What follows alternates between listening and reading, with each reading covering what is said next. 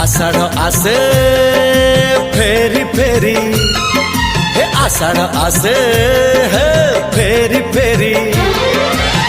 साधब आसुचिल सिंदूर बोईत धरी चोरी चोरी चोरी चोरी चोरी चोरी चोरी चोरी